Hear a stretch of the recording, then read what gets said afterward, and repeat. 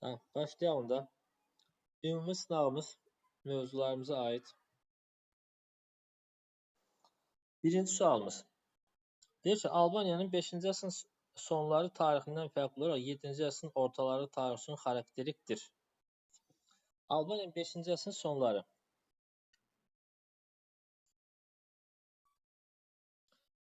Fərqli olaraq 7-ci əsrin ortalarında.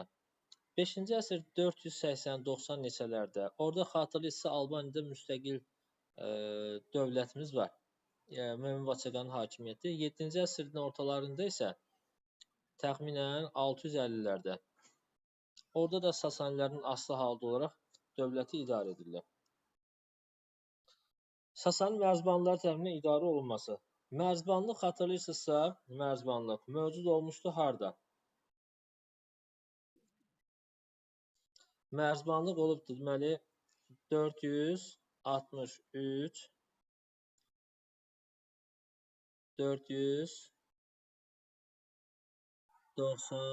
487. Bu birinci mərzbanlıqdır. İkinci mərzbanlıq 510 629. Ona görə mərzbanlığı çıxdıq. Xristian dininə aid qanunların verilməsi. Xristianlığa aid qanunlar 488-ci Aqven Kilsə Məclisinə aiddir. Xilafətə qarşı Bizans ittifaqı ilə müttəfiq olması.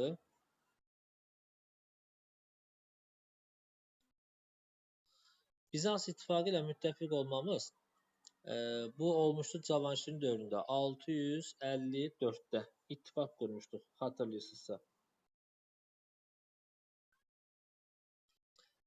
Deməli bunu da qoyduq kənara. Abbasilər xilafətindən asılı və düşməyimiz Albaniyanın Abbasilərdən asılılığı yoxdur, bilirsiniz. Çünki Abbasilərin hakimiyyəti başlayır 750-dən. Ona görə də burada Abbasilərin hər hansı bir hakimiyyəti yoxdur. Müstəqilliyinə son qoyulması 705-dir. Bizdə sual nə idi? Biz nəyi səhv elədik? Bəs burada 5-ci əsr sonları tarixindən fərqli, fərqli olaraq deyir bizə. Fərqli olaraq istəyir bizə. Fərqli olaraq 7-ci əsrin ortalarında. Düzdür onda. Burada nə var? Mərzbanlı xristianlığı, Bizanslı 654. Bəli. Müttəfiq olmamız. Fərqli olaraq istəyir bizdən. Siz də demirsiniz ki, mənim fərqli bir şey istəyir. Növbəti sualımız. Cədvəldəki hadisələrin hansının yerini dəyişsək, hadisənin ardıcıl düzgün olar. Səfəvilər ilk dəfə Xorasanı tutmuşdular. Bilirsiniz ki, bu 1510 Mərv döyüşüdür. Şirvan Bəylər Bəyliyi 1538-dir. Krım türklərinin Molla Həsənli yerdə məğlub olması 1578. Birinci Təhmasibin paytaxt Qəzvinə köçürməsi 1555. Azərbaycan Bəylərbəyliyin yaranması. Azərbaycan adlı Bəylərbəyliyin yaranması deyirsə, bu 1593 idi. Xatırlayırsınızsa. Deməli 10, 38, 78, 55. Bu da uyğunluq pozuldu. 78, 55. 3 ilə 4-ün yerini biz dəyişməliyik. Eyler-Venn diaqramına baxırıq. Üçüncü sualda Osmanlı, Çar Rusiyası və Böyük Britaniya. Navarin dəniz döyüşü 1827. Məğlub olmuşdur. Bilirsiniz ki, bu kim idi? Osmanlı idi. Krım müharibəsində iştirak eləməsi. Böyük Britaniya, Çar Rusiyası, Osmanlı dövləti üçdə iştirak ediblər. B buradadır. Krım müharibəsinin ilini də yazaq. 1853-56'da. Birinci Nikolay başlamışdı müharibəyə. İkinci Aleksandr isə Paris müqaviləsindən bitirmişdi müharibəni. Dünya əməlatxanası adlandırıldı 19-cu əsrdə İngiltərə. Mərkəzi Asiyanı işğal etmişdi 1894-cü ildə Çar Rusiyası və Kanadaya dominion hüququnun verilməsi 1867-ci ildə, bu da İngiltərə idi. 1A, 2D. Baxaq. 1A, 2D, 3C, Y, 4B. B variantı doğru cavabımızdır bizim. Növbəti sualımıza keçirik. Hadisə nəticə əlaqələrin doğru verildiyi bənd. Səlcuq sərkərdəsi Qarətəkin Şirvana yürüş etdi. Bu söhbət gedir 1066-da. Fəribürs Şirvanşah titulunu məhrum edildi. Bu doğrudur. Bununla da bütün Azərbaycan Səlcuqlar tərəfindən tutulmuşdur. Monqolların Azərbaycana birinci yürüşü 1220-22 Atabəli döyüşü süqut etdi deyir. Bu 25-dədir. Xarəzmşah Cəlaləddinin yürüşü nəticəsində. Usta Bəndər üsyanı 1331. Birisi Xarəzmşahlara qarşıdı, amma Monqollar Azərbaycandan qovuldu deyə ifadə səhvdir. Şirvanşah 3-cü Mənçurun xarici siyasəti, İraq Səlcuq Sultanı Mahmudun Şirvana yürüşü 1123-də. Nə eləmişdi 3-cü Mənçur? Xarici siyasəti dəyişiklik etdi. Səlcuqlarla üz döndərdi və Gürcülərlə yaxınlaşmışdı. Bu doğrudur. Hülakülər dövlətinin zəifləməsi, Çobani əmirləri müstəqil dövlət deyil, ifadə səhvdir. Çobanilər dövlət qurmayıblar. 1-4 doğru cavabımızdır B variantı. 5-ci sual. Azərbaycan 1-ci və 3-cü Respublika dövrünə aid oxşar cəhətdir. Buna görə istədim ki, izah edeyim. Çünki hamısını tam təkrar eləməmişik. Yadımıza düşsün bəzi məsələlər. 1-ci Respublikamız Azərbaycanda bilirsiniz ki, 1918-20-ci illərdir, yəni AXC. 3-cü Respublikamız 1991-dən üzü bu yana davam edir. Ortada 2-ci Respublika qaldı, o da 1920-dən 91-ə qədər Azərbaycan SSR. Aqrar qanun bizə nə deyir? Oxşar cəhət istəyir bizə. Aqrar qanun bilirsiniz ki, AXC-də aqrar qanun olmayıbdır. Müzakirəyə çıxarıb, amma həll edilməyibdir. Aqrar qanun, əlifba, islahatı, bir də konstitusiya. Beynəlxalq təşkilatlara üzv olmaq bu Azərbaycan Respublikasıdır. Müasir Azərbaycan Respublikası. Keçdik, 3-cü Respublikaya düşür. Hakimiyyət böhranının baş verməsi ortaq cəhətdir. Nəyə görə? AXC-də hakimiyyət böhranını xatırlayırsınız. 1920-ci ildə aprel ayının 30-da 5-ci hökumət komitəsi istefa verdikdən sonra bir neçə dəfə hakimiyyət məsələsi, boşluq yarandı orada, problemlər yaşandı. Və ondan əvvəl birinci hökumət böhranı olmuşdu. Nuri Paşa dövründə və s. var orada. 3-cü Respublikada isə yenə də 1993-cü ildə Suriya Gəncədə üsyanı, sonra Talış Muğan Respublikasının yaranması, Əli-Şiran Hümbətov tərəfindən və s. Şimalda da başqa bir üsyan qalxmışdı. Bu formada böhran yaranmışdı. Hakimiyyət böhranı oxşar cəhətdə hamısında. Konstitusiya qəbul edilməsi yenə də AXC-də yoxdur. Qısa olaraq deyirik, konstitusiyamız yoxdur. Azərbaycan Respublikasında var, 95. Prezidentlik idarəsinin mövcud olması deyir. Şəhidlər, normalda AXC-də prezidentli respublikadır. Amma, ya həmin quruluşdadır. Amma sadəcə mövcud olmayıbdır. Prezident idarə üsulu mövcud olmayıb AXC-də. Ona görə bu variantı götürə bilmirik. Qəbilə icması dövründə baş vermişdir. Qəbilə icması deyərkən nə edirik? Sual izah edirik. Əzizlərim, əvvəlcə qəbilənin mövcud olduğu dövrü yazırıq. Hansı dövrdən? Üst paleolitdən başlayır qəbilə, Eneolit daxil olmaqla. Üst paleolit, mezolit, neolit, eneolit. Siklopik qalalar son tunc. İstehsal təsərrüfat keçidin baş verməsi. Keçid deyiriksə bu mezolitdir. Mezolit ilə budur cavabımız. A getdi. C neomat ictimai əmək bölgüləri tunca aiddir. 1, 2, 3. Bacarıqlı insan tipi, şagirdimizin biri bayaq bunu götürüb yazmışdı. Bacarıqlı insan tipi alt paleolitdədir. Onu da çıxırıq. İlkin şəhər mərkəzlərinin yaranması, bu da ilk şəhər mərkəzi deyiriksə, orta tunc dövrünə düşür. 7. Xüsusiyyətlərin aid olduğu xanlığı müəyyən edək. Cavanşir tayfası tərəfindən əsası qoymuşdur, artıq məsələ aydındır. Amma yenə dəqiqləşdirik. Şəki və Şamaxı xanlıqlarını 1748-ci ildə Bayat Savaşında məğlub eləmişdir Qarabağ xanlığımız. 4. Digər xanlıqlarımız hansılardır? 5 Naxçıvandır. Burada versəydi əgər bu nöqtə İrəvan xanlığı olardı. Burada versəydi Gəncə xanlığı idi. 3 Şəki xanlığıdır. 1 Şamaxı xanlığıdır. 2 isə Quba xanlığıdır. Bu nöqtəni versəydi Bakı xanlığı olardı.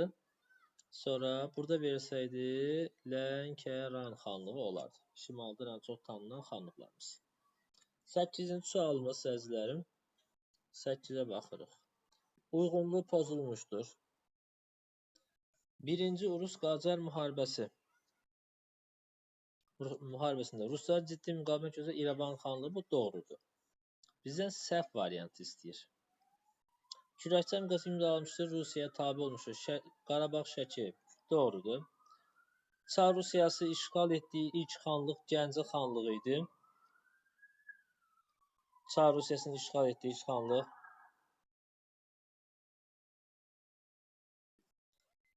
doğrudur. 1804. Çar Rusiyası Balakəni işğal etməklə deyil, Qazax Şəmşəddin Borçalı ilə 1801-ci ildə manifestdən sonra bu səhv variantdır. Bizdən bunu istəyirdi. Osmanlı Cənubi Qafqaz Rusiyasının işğalını qismən tanımışdı. Buxarest müqaviləsində 1812-də bu da doğrudur. İkinci Vətən müharibəsi. İkinci Qarabağ və ya Vətən müharibəsi dövrünə aid olanları müəyyən edək. Prezident İlham Əliyev dünyanın önünə gedən televiziya kanalları müsahibə vermişdir. Bu doğrudur. Laçın rayonu işğaldan azad olunmuşdur. 1 dekabr.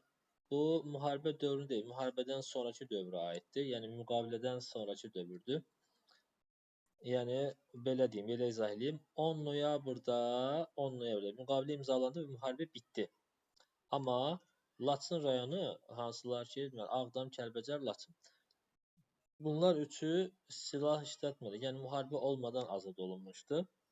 Ona görə bunu çıxırsınız. Xocalı Xankəndi azad edilməsi bu da 2023 sentyabr ayında antiterror əməliyyatında azad olunmuşdu. Şuşada Xarı Bülbül festivalı 2022 idi. Erməni silahlı qüvvələrinin mülki əhaliyə qarşı raketdən istifadə etməsi Gəncə, Bərdə bunlara misaldır bilirsiniz. 1 ilə 5 doğru cavabımızdır. Varsa belə variantımız var. Qədim Atropatena və Albaniya dövlətlərinin arasında oxşar cəhətlər. Oxşarlıqlar rahat sualdır, bilirsiniz. Makedon İskəndərə qarşı mübarizə aparması şahidlər bəzən bunu səhv yazırlar. Çünki İskəndərin ölümündən sonra qədim Atropatena və Albaniya dövləti yaranmışdı. Roma dövləti diplomatik əlaqələr. Atropatenada Roma ilə diplomatik əlaqə varmı? Var. Hansı birini sayaq? Məsələn, Artabazd və yaxud da ondan sonra Ariobarsan. Bəs Albaniyada bizim eranın 2-ci əsrində Roma İmperatoru Adrianla dostluq münasibətləri var. Misal olaraq bunu deyə bilərik. Başqa variantlar da var, amma bu doğrudur. Attila bunların heç birini görmüyor. Çünki bunlar qədim dövlətlərdir. Attila orta əsrlər mövcud olub. Bizans dövlətinə qarşı Sasanilərlə ittifaqda olması Bizans dövlətinə qarşı həmin dövrdə qədim Atropatena dövləti mövcud olduğu dövrdə 227-yə qədər mövcud olub. O vaxta qədər Bizans ümumiyyətlə yox idi. 395-də yaranıb Bizans. Xristianlıq rəsmi din elan etmişdi. Albaniyada Urnayr eləmişdi 313-cü ildə. Bu da ifadəmiz səhvdir. Növbəti sualımıza keçək. Atabəy Şəmsəddin Eldənizin fəaliyyətinə aiddir. Təbrizdə Ağsunqurilərin hakimiyyətinə son qoyması Məhəmməd Cahan Pəhləvan eləmişdi bunu. Daha doğrusu sözü istəyirəm. Məhəmməd Cahan Pəhləvan deyil, Xarəzmşah Cəlaləddin son qoymuşdu. Amma Təbriz deyir də. Təbrizdə Məhəmməd Cahan Pəhləvandır. Ağsunqurilər ümumiyyətlə son qoyması Xarəzmşahdır. Təbrizə Ağsunqurilərin aldı, öz qardaşının idarəsinə vermişdi. Məhəmməd Cahan Pəhləvan. Bu Məhəmməd Cahan Pəhləvan. Qızıl Arslanın sultan titulu elan etməsi 91-dir. Bu 1191. Paytaxt şəhərinin dəyişdirilməsi bu da Məhəmməd Cahan Pəhləvana aiddir. 1175-də Naxçıvana Həmədana dəyişmişdi. Bu arada Təbriz Atabəylər dövlətin paytaxtlarından biri olubdur. Bunu belə yadda saxlayın.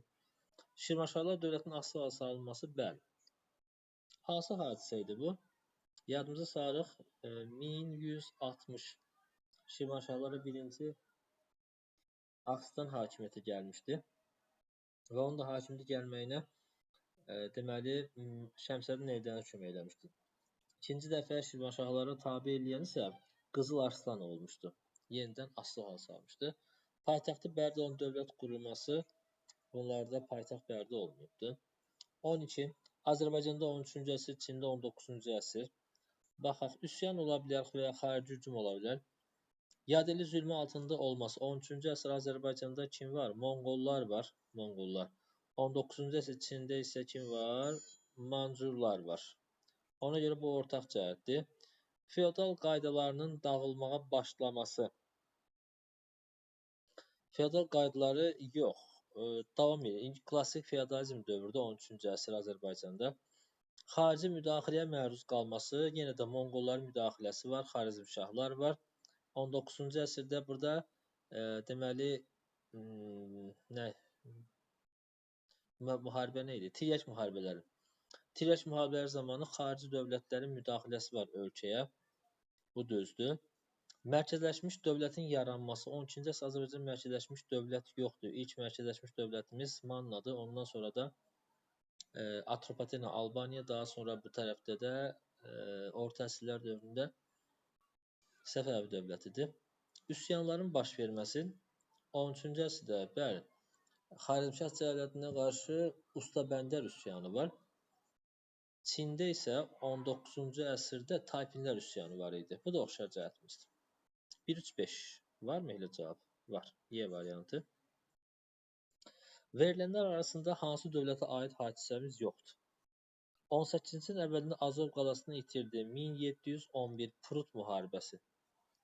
Rusiya itirdi bunu. 19-cu birinci yarısında sənaye çevrilişi baş verdi İngiltərə. 18-ci əsrdə müstəqilliyini elan etmişdir deyir. ABŞ-dır bu. Neçənci ildə? 1776-da müstəqilliyini elan etmişdir. İstiqlaliyyət bəyannaməsi. 19-cu ikinci yarısında vahid dövlət halında birləşdirilmişdir.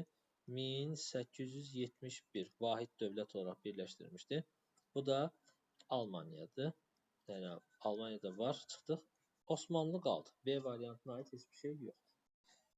Əməvilər sülaləsinin hakimiyyəti dövrünə aid hadisənin Əməvilərin hakimiyyət dövrünə baxaq.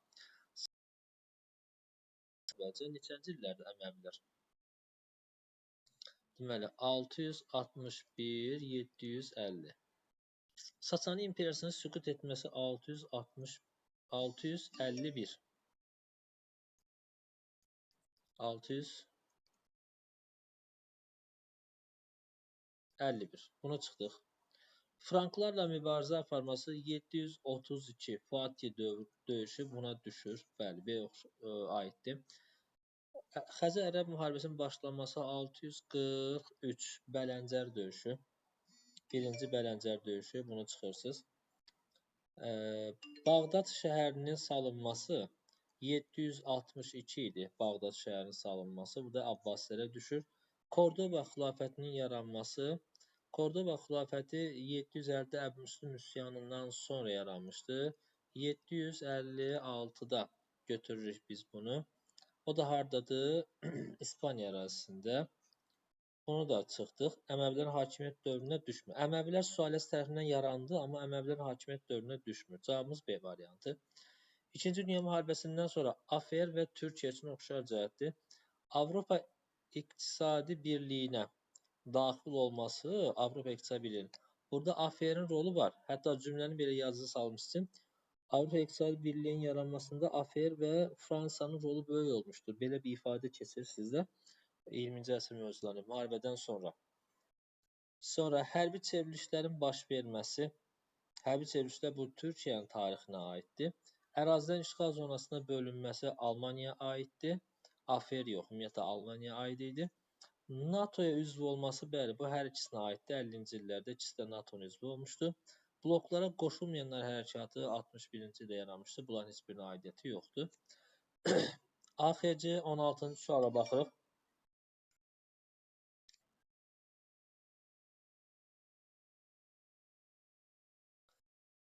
16-cı sualımıza baxırıq əzizlərim.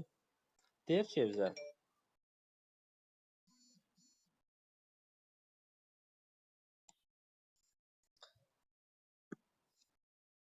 AXC-nin ikinci hökumət kabineti dövrü üçün xarakterikdir.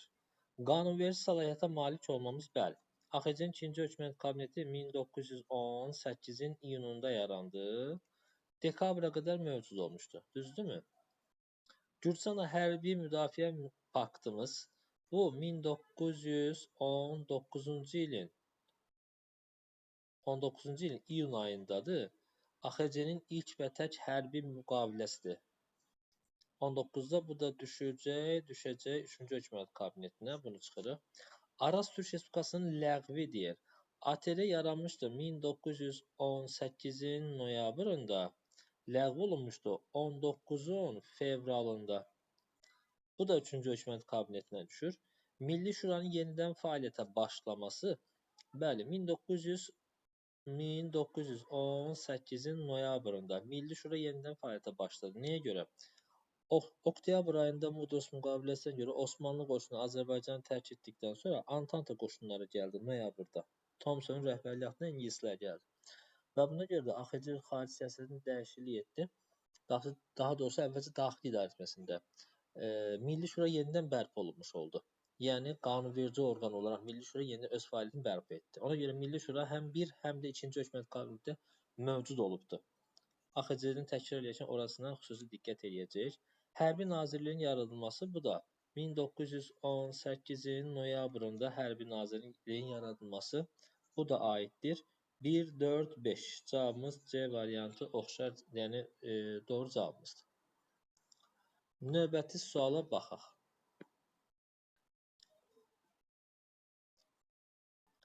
17-ci sualımız. Əgər burada 13-ü düz yazmışdınızsa, 17-ni də rahat bir şəkildə yaza bilərdiniz. 19-cu əsrin ikinci yarısı vahid dövlət şəklində birləşmişdi. Söhbət Almaniyadan gedir. 20-ci əsrin əvvəlində iqtisadi gücünə görə ABŞ-dan geri qalırdı sadəcə olaraq. Avropada birinci idi, dünyada isə ABŞ-dan sonra ikinci idi. Bu Almaniyadır, yəni 1 A variantı. 19-cu əsrin birinci yarısı ABŞ tarixinə aiddir. Böyük dəyənək siyasəti 20-ci əsrdədir. 20-ci əsrin əvvəllərində Theodore Roosevelt, 20-ci əsrin ortalarında da var. Bunu çıxırıq. Monroe doktrinası James Monroe 1823-də Amerikalılarındır ifadəsi.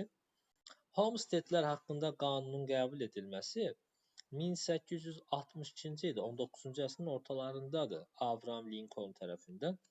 Konstitusiya ilk düzəlişlərimiz 1866-da idi. Bunu da çıxırıq. Vətəndaş müharibəsinin başa çatması 1865 idi. Bu da getdi. Şah Məhəmməd Xudabəndə.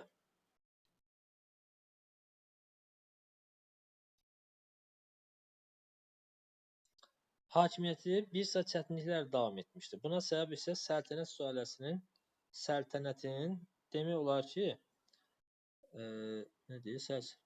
ki, kökünün kəsilməsi bir çox qızılbaş rəhbərlərinin qətlə yetirilməsi idi.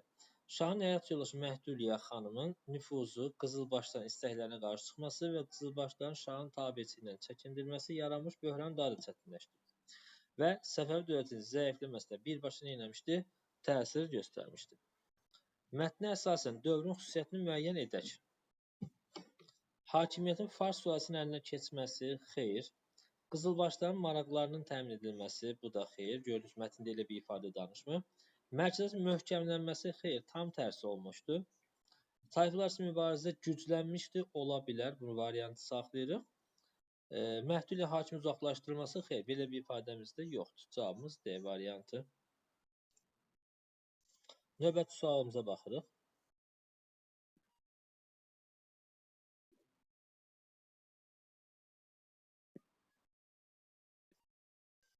Qaraqoyunlu və Ağqoyunlu dövlətləri idarəetmə sistemi. Bunlar yenə idarəetmə ilə bağlı suallarımız düşə bilər. Səfəvilər və yaxud da 15-ci əsr idarəetməsi və ya xanlıqlar dövründən bağlı.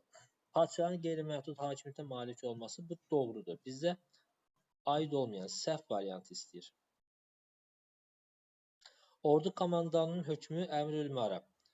Əmirlər və hərbçilər üçün qanun idi, doğrudur. Baş vəzir Ali divana rəhbərlik edir, o da doğrudur. Sədr-Əzəm daxili və xarici məsələlərə baxırdı. Sədr-Əzəm deyildi, baş vəziri, daxili, xarici məsələlər, maliyyə işləri onun nəzarətində idi. Baş vəzirə aiddir. Bu ifadəmiz yanlışdır. Bizə lazım variant budur. Qapalı məşvərətçi orqan kənqaş adlanırdı. Hakim sayılı üzvlərindən ibarət idi və vacib məsələlər orada həll olunurdu. Doğrudur. Daha əvvəl baş vermişdir. Osmanlı İmperiyasında yeni piyada korpusu bu 2-ci Mahmudun dövrünə aiddir. 1826-da idi. Şeyx Mənsur rəhbərlik Rus müstəmləkə əleyhinə üsyan 1785 sonra Çinin yarımçıq çevrilməsinin başlanğıcı 1842 Nankin sülh müqaviləsi idi bu. Bunu da yazaq. Nankin sülhü idi. Böyük Moğol dövlətinə rəsmən son qoyulması 1857-59 deməli sipahi üsyanın nəticəsində olmuşdu. 59 sipahi üsyanın nəticəsində, təzə kitabda 58 olaraq yazır. Çində tiryək ticarətinin qadağan edilməsi, bu da 1840-da idi. Çin imperatoru belə bir qanun verdi. Ondan sonra ingilislər qaçaqmalçılıq yolu ilə başladılar fəaliyyətə. Ən sonunda bunu da məhdudlaşdırmaq istəyərkən tiryək müharibəsi başladı. Bizdən daha əvvəl istəyirsə, baxaq 1785 var. Burada B variantı.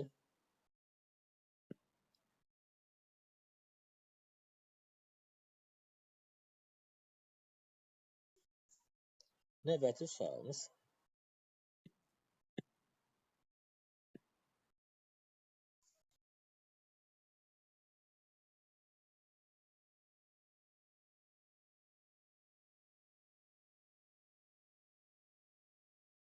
Deməli, 22. Türkiyə Respublikasının tarixinə aiddir.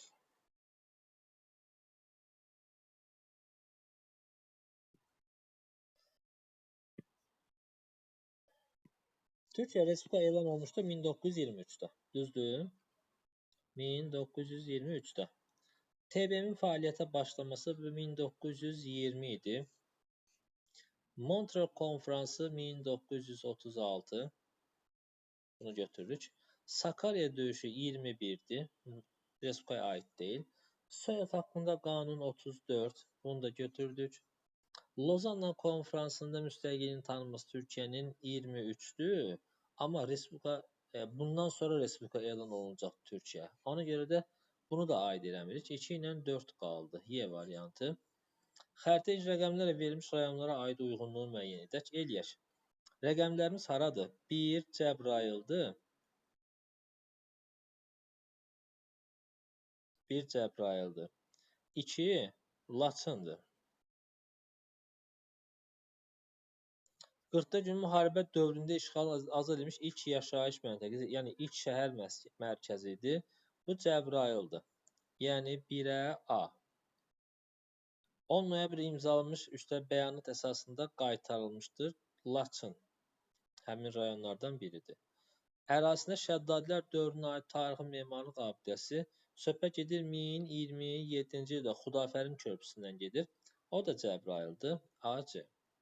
İşğaldan azad olunan yerlərdə ilk hava limanımız əzizlərim Füzulidədir. Ona görə variantı çıxırsan. Azad edilməsində dronlardan istifadə edilməmişdir. Bunu Laçına götürürük. Nəyə görə? Çünki yəni sülh şəraitində azad olmuşdur. Müharibə ilə azad olunmuyubdur. 1 AC, 2 B, Y. 9-10-cu əsr tarixinə aid oxşarlıqdır. Təbriz şəhərinin paytaxt olması. Təbriz ilk dəfə deməli Rəvvadilər dövlətində 981 paytaxt olmuşdur. Bu düşür 10-cu əsrə. 9-a düşmür. Ona görə götürə bilmirsən. Slavyanların qarətçi basqınlarının baş verməsi 9-10-cu əsrlərdə oxşar cəhətdir. 11-ci əsrə qədər davam edəcək. Müstəqil feodal dövlətləri 9-cu əsr 861 deməli misal olaraq Şirvanşah var, sonra 898 Sacilər var. 10-cu əsrdə 941 Salarilər var deyə bilərik. Deməli, oxşar cəhətdir bu. Natural təsərrüfatın iqtisadi inkişafa şərait yaranması tam tərsi. Natural təsərrüfat əsla inkişafa şərait yaratmayıbdır, onu məhv edibdir. Səlcuqların yürüşünə məruz qalması, bu da 11-ci əsrə aiddir Səlcuqlar. 5 ilə çıxdıq. Cavabımız qaldı 2 ilə 3. 25. Qədim Roma dövlətindən fərqli olaraq qədim Yunanistanda azad yoxsullar müəyyən vəzifələr tuta bilmişlər. Bizdən fərqli cəhət istəyir. Romadan fərqli Yunanistanda. Azad yoxsullar müəyyən vəzifələr tuta bilmişdilər. Romada bu 3-cü əsrə aiddir, eradan əvvəl. Yunanistanda isə eradan əvvəl 5-ci əsrə aiddir, Periklun dövrünə aiddir. Bu hər ikisində oxşar cəhətdir. Çıxırıq. Əhəmənilər ilə mübarizə aparması, bu bilirsiniz Yunan-İran müharibəsi, bu doğrudur. Xristianlığa açıq ibadət etməyə xristian icazə vermişdi. Bunu 313-də Romada İmperator Konstantin etmişdi. Bu Romaya aiddir. Makedoniya dövləti ilə mübarizə aparması, Makedoniya. Bu da oxşar cəhətdir. Nəyə görə? Deyir ki, eradan əvvəl 146-da Roma Karfageni Pun müharibəsindən sonra Yunanistan və Makedoniyanı ələ keçirmiş, işğal etmişdi. Bu Romanın Makedoniya müharibəsi. Yunanistan isə Makedoniya müharibəsi Xeroneya döyüşü. Eradan əvvəl 338 Xeroneya döyüşü. Bu da oxşar cəhətdir. Eradan əvvəl 6-cı əsrdə yoxsul əhali vətəndaşlıq hüququ qazandı. Yəni eradan əvvəl 594-dür. Solon islahatları bu Yunanistana aiddir. 2 ilə 5 doğru cavabımızdır.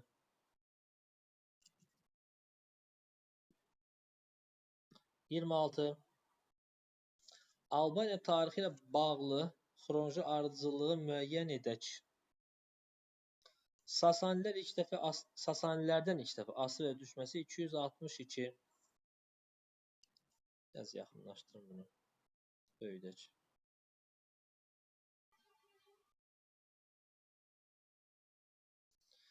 262. Uzun müddətli mərzbanlıq dövrünün başlaması 510. Uti Şakaçen vilayətləri bu Dizrav döyüşü idi. 371 itirildi. 87 geri qaytarılacaqdı. Yeni Alban əlifbası Asvagenin hakimiyyət dövründə 5-ci əsrin 1-ci yarısında xristianlıq təbliğ edən məktəblər 488, 5-ci əsrin 2-ci yarısı. Ardıcına baxsaq 200-dən başlayan deməli 1, 3, sonra 5-ci əsrin əvvəlləri 4, sonra 5 və 2. 1, 3, 4, 5, 2. Doğru cavabımız olacaq bu. 27-ci sual. Kəndli əsasnaməsi. Biraz əvvəl eləmişdik bunu, yəni keçən dərs eləmişdik. Uyğunluğu müəyyən edək. Sahibkar kəndlisinin bir yerdən başqa yerə köç etməsinə razılıq verilməz. İcazə verilir ki, sahibkar kəndlilər yerini dəyişə bilər. Harda? 47 kəndli əsasnaməsində. 5 desiyatından artıq torpaqlar mülkədarın xeyrinə kəsilib götürülməsi 1870-ci ilə aid idi. Bəylərin kəndli polis məhkəmə hüququ saxlanılırdı. 46 reskriptdə verilmişdi. 47-də bir daha saxlanılırdı həmin məsələ verilmişdi. Və yaxud da deyir ki, yenidən verildi. Dövlətin kəndlilərin əvəzinə torpağın pulunu sahibkara ödəməsi. Bu, məcburi satın alma. Məcburi satın alma. Yəni 1912-13. Bax, dövlət kəndliləri demir, dövlətin kəndlilərin əvəzinə torpağın pulunu sahibkara ödəməsi. Çıxırsınız. Kəndlilərin feodal asılından azad olunması nəzərdə tutulurdu. Kəndlilərin feodalın asılından azad olunması. 1870-ci islahatında. G. 1A, C, 2B, Y. Gəldik situasiyamız.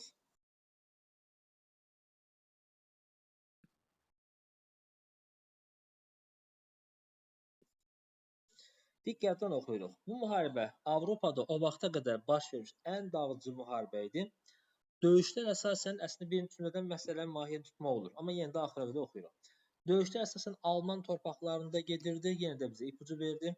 İngiltərədən başqa, artıq burada əgər mövzudan xəbərimiz varsa, azdan çoxdan, İngiltərədən başqa bütün Avropa dövlətləri iştirak edirdisə, bu 30 illik müharibə idi. Yəni, Vestfaliya konfransı ilə bitən 30 illik müharibə. 17-ci əsrin 1-ci yarısını əhatə edən bu müharibə konfransın çağırılması sonlandı. Tarixçilər arasında bu sülhə müxtəlif münasibət var. Bəziləri hesab edir ki, bu sülhün əsas prinsipləri bərabər hüquqlu dövlətlər, problemlərin sülh yolu ilə həll edilməsi, birgə asayişi saxlamaq ideyası, suverenlik anlayışının ortaya çıxması kimi beynəlxalq məsələlər ortaya çıxdı, yəni anlayışlar. Başqaları hesab edir ki, bu sülh beynəlxalq münasibətlərin köhnə iyerarxik qaydalarını dağıdaraq, əvəzində qayda qanunu saxlamaq üçün əməli mexanizm yarada bilmədi. Yəni nizam-intizam qura bilmədi deyə. Bəziləri belə düşünür. Bizə son hissəsi maraqlı deyil. Baxaq nə deyir.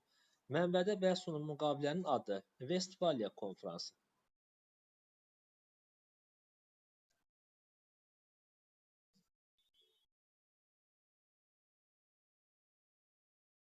Vestfaliya konfransı. Və hansı müharibənin nəticəsində 30 illik müharibə. 30 illik müharibə. İlini də yazaq. İlini istəmir bizdən, amma biz yenə yazaq. 1848. Avropadakı dini müharibələrin sonuncusu hesab olunur. Haqqında bəhs olunan müharibənin baş verməsinin səbəbini yazın. Səbəbi nə? Katoliklərlə protestantlar arasında mübarizə. Uzun olacaq, yazaq. Digər şifahi olaraq deyim, uzun olacaq məsələ. Katoliklərlə protestantlar mübarizə. Almaniyada, bu xüsusilə də Almaniyaya aiddir. Papa katolik idi, protestantlar arasında gedən mübarizə. Sonra Avropada rəhbər, lider olmaq, ağalıq etmək uğrunda olan mübarizələr. Uzun olduğu üçün yazmıram məsələ. Bəhs olunan müharibə Avropa üçün nəticələri. Yəni bunun Almaniya ilə bağlı nəticəsini yaza bilər ki, Almaniyada siyasi dağınıqlıq rəsmiləşdi və daha uzun müddət davam elədi. İkinci nə deyə bilərsiniz? Avropada üstünlük kimdən kimə keçir? Hansı dövlətdən deyə bilərsiniz? Deməli, İspaniyadan kimə keçdi? Fransaya keçdi. Bəli. Fransaya keçmiş oldu. Yəni, belə deyə bilərsiniz. Başqa əlavə eləyə bilərsiniz. İngiltərədə vətəndaş müharibəsi 1642-46. Onsuz da həmin illər. Baxsı 1612-1848. İngiltərədə vətəndaş müharibəsi. Sonra İspaniyadakı üsyanlara səbəb oldu. O hissəni keçmirik, amma ümumi bir anlayış olaraq gedir nəticələrdə. Bu formada şahidlər. Yəni, cavablar bundan ibarətdir. İndi mənə yekun nəticəni deyərsiniz.